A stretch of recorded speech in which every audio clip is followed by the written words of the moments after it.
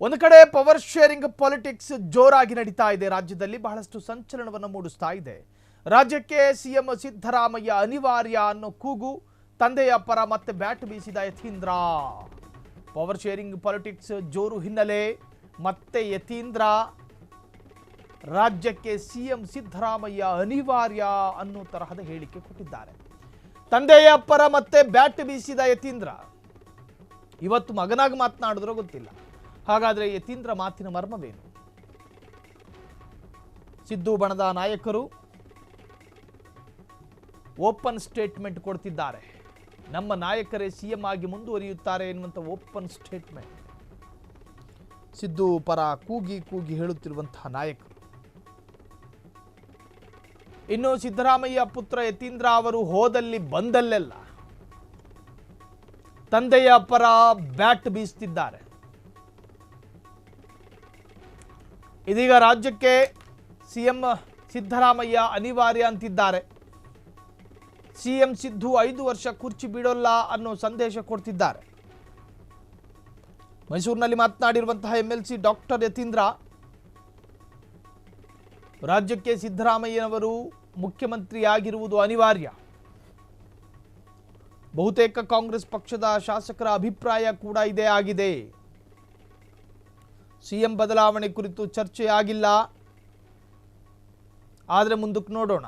Power sharing politics ರಾಜ್ಯದಲ್ಲಿ ಬೆಂಕಿ ಉಂಡೆಯಂತೆ ಧಗ ಧಗ ಉರಿಯುತ್ತಿರುವಾಗ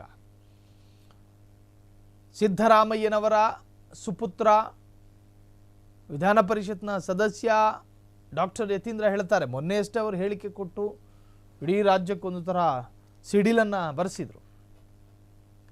ಮುಂದಿನ ಸಿಎಂ ಯಾರಾದರೂ ಆಗುವವರಿದ್ದರೆ ಸತೀಶ್ ಜಾರಕಿಹೊಳಿ ಒಂದು ಒಳ್ಳೆಯ ವ್ಯಕ್ತಿತ್ವ ಅಂತ ಹೇಳಿ. ಅದಾದ ನಂತರ ರಾಜ್ಯದಲ್ಲಿ ಬೇರೆ ಬೇರೆ ತರಹದ ಚರ್ಚೆಗೂ ಕೂಡ ಆ ಒಂದು ಹೇಳಿಕೆ ಕಾರಣವಾಯಿತು. ಸೊ ಈಗ ಮತ್ತೆ ಮೊನ್ನೆ ದಿನ MLC ಆಗಿ ಮಾತನಾಡಿದರು ಅನಿಸುತ್ತೆ, ಇವತ್ತು ಮಗನಾಗಿ ಮಾತನಾಡಿದ್ದಾರೆ. ಸಿದ್ದರಾಮಯ್ಯನವರು ರಾಜ್ಯಕ್ಕೆ ಅನಿವಾರ್ಯ.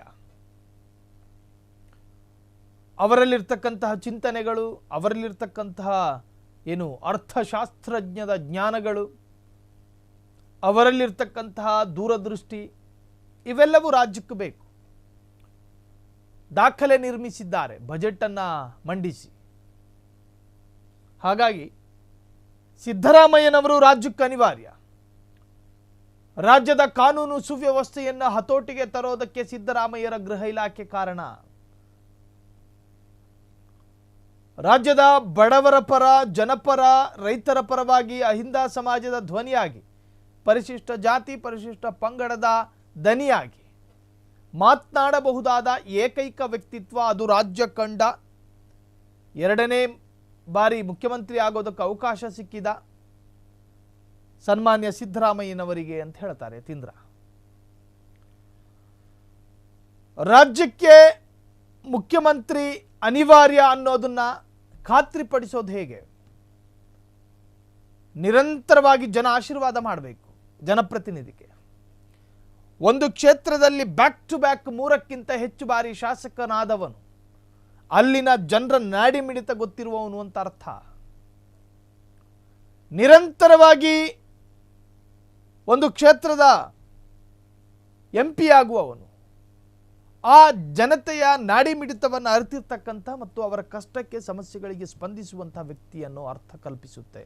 ಹಾಗೇನೆ ರಾಜ್ಯ ರಿಪೀಟೆಡ್ ಆಗಿ ಒಂದೇ ಸರ್ಕಾರಕ್ಕೆ ಅಧಿಕಾರ ಕೊಟ್ಟಿಲ್ಲ ಈವರೆಗೂ. 5 ವರ್ಷ ಕಾಂಗ್ರೆಸ್ ಆಡಳಿತ ನಡೆಸುತ್ತೆ, ಮತ್ತು ಜನರ ಮನಸ್ಸು ಡೈವರ್ಟ್ ಆಗುತ್ತೆ, ಮತ್ತು BJPಗೆ ಆಡಳಿತ ಕೊಡ್ತಾರೆ. ಒಂದೊಂದು ಸತಿ ಏನಾಗುತ್ತೋ ಗೊತ್ತಿಲ್ಲ, ಮೈತ್ರಿ ಸರ್ಕಾರಕ್ಕೂ ಕೂಡ ನಮ್ಮ ಜನ ಒಪ್ಪಿಗೆಯನ್ನು ಸೂಚಿಸ್ತಾರೆ. ಕೆಲವೊಮ್ಮೆ ತಲೆ ಕೆಟ್ಟರೆ ಅತಂತ್ರ ಸ್ಥಿತಿಗೂ ತಂದು ಬಿಡ್ತಾರೆ ನಮ್ಮ ಜನ. ಅತಂತ್ರರಾಗಿ ಕುದುರೆ ವ್ಯಾಪಾರಕ್ಕೆ ಪ್ರೇರಣೆ ಕೊಡೋ ಪರಿಸ್ಥಿತಿ ಬಂದ್ಬಿಡುತ್ತೆ. ಸೊ ಹೀಗೆಲ್ಲ ಇದ್ದಾಗ ನಮ್ಮ ರಾಜ್ಯಕ್ಕೆ ಸಿದ್ದರಾಮಯ್ಯನವರು ಅತ್ಯಂತ ಅತ್ಯಂತ ಅನಿವಾರ್ಯ ಅಂತಾರೆ ಯತೀಂದ್ರ ಸಿದ್ದರಾಮಯ್ಯ. ಯಾಕೆ ಹೇಳಿದ್ರು ಆ ಪದನ? ಆ ಪದಪ್ರಯೋಗ ಯಾಕಾಯಿತು ಅಂತ ಕೇಳಿದ್ರೆ, ನಮ್ಮ ರಾಜ್ಯ ಒಬ್ಬ ವ್ಯಕ್ತಿಯನ್ನು ಡಿಪೆಂಡ್ ಆಗಿದೆ, ಆ ವ್ಯಕ್ತಿಯಿಂದ ಮಾತ್ರ ಸಾಧ್ಯ ನಮ್ಮ ರಾಜ್ಯ ನಡೆಯೋದಕ್ಕೆ ಅನ್ನೋ ಅರ್ಥ ಕಲ್ಪಿಸುತ್ತದು. ಅನಿವಾರ್ಯ ಅಂದ್ರೆ ಅರ್ಥ ಏನು? ಅವಶ್ಯಕತೆ ಮತ್ತು ಅನಿವಾರ್ಯತೆಗೆ ಅರ್ಥ ವ್ಯತ್ಯಾಸಗಳಿದ್ದಾವೆ.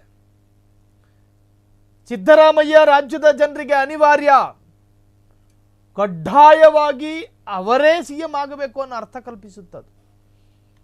ಯತೀಂದ್ರ ಸಿದ್ದರಾಮಯ್ಯರ ಮಾತಿನ ಮರ್ಮವೇನು? ಸಿದ್ದು ಬಣದ ನಾಯಕರು ಓಪನ್ ಸ್ಟೇಟ್ಮೆಂಟ್ ಕೊಡ್ತಿದ್ದಾರೆ. ನಮ್ಮ ನಾಯಕರೇ ಸಿಎಂ ಆಗಿ ಮುಂದುವರಿಯುತ್ತಾರೆ, ಸಿದ್ದು ಪರ ಕೂಗಿ ಕೂಗಿ ಹೇಳುತ್ತಿರುವ ನಾಯಕರು. ಇನ್ನು ಸಿದ್ದರಾಮಯ್ಯ ಪುತ್ರ ಯತೀಂದ್ರ ಅವರು ಹೋದಲ್ಲಿ ಬಂದಲ್ಲೆಲ್ಲ ಒಂದೊಂದು ಹೇಳಿಕೆ, ತಂದೆಯ ಪರ ಬ್ಯಾಟಿಂಗ್ ಮಾಡುತ್ತಿದ್ದಾರೆ. ಇದೀಗ ರಾಜ್ಯಕ್ಕೆ ಸಿಎಂ ಸಿದ್ದರಾಮಯ್ಯ ಅನಿವಾರ್ಯ ಅಂತಿದ್ದಾರೆ. ಸಿಎಂ ಸಿದ್ದು 5 ವರ್ಷ ಕುರ್ಚಿ ಬಿಡೋದಿಲ್ಲ ಅನ್ನೋ ಸಂದೇಶ ಕೊಡ್ತಿದ್ದಾರೆ. ಮೈಸೂರಿನಲ್ಲಿ ಮಾತನಾಡಿರತಕ್ಕಂತಹ MLC ಡಾಕ್ಟರ್ ಯತೀಂದ್ರ, ರಾಜ್ಯಕ್ಕೆ ಸಿದ್ದರಾಮಯ್ಯ ಅವರು ಮುಖ್ಯಮಂತ್ರಿ ಆಗಿರುವುದು ಅನಿವಾರ್ಯ. ಬಹುತೇಕ ಕಾಂಗ್ರೆಸ್ ಪಕ್ಷದ ಶಾಸಕರ ಅಭಿಪ್ರಾಯ ಕೂಡ ಇದೇ ಆಗಿದೆ. ಸಿಎಂ ಬದಲಾವಣೆ ಕುರಿತು ಚರ್ಚೆಯಾಗಿಲ್ಲ ಅಂತ ಯತೀಂದ್ರ ಸಿದ್ದರಾಮಯ್ಯ ಮೈಸೂರಿನಲ್ಲಿ ಸ್ಪಷ್ಟಪಡಿಸಿದ್ದಾರೆ. ಕ್ಷಣ ಕ್ಷಣದ ಸುದ್ದಿಗಳಿಗಾಗಿ ಫ್ರೀಡಂ ಟಿವಿ ಸಬ್ಸ್ಕ್ರೈಬ್ ಮಾಡಿ, ಲೈಕ್ ಮಾಡಿ ಹಾಗೂ ಫಾಲೋ ಮಾಡಿ. ಹೊಸ ಸುದ್ದಿಗಳ ನೋಟಿಫಿಕೇಶನ್ಗಾಗಿ ಬೆಲ್ ಐಕಾನ್ ಮೇಲೆ ಕ್ಲಿಕ್ ಮಾಡಿ.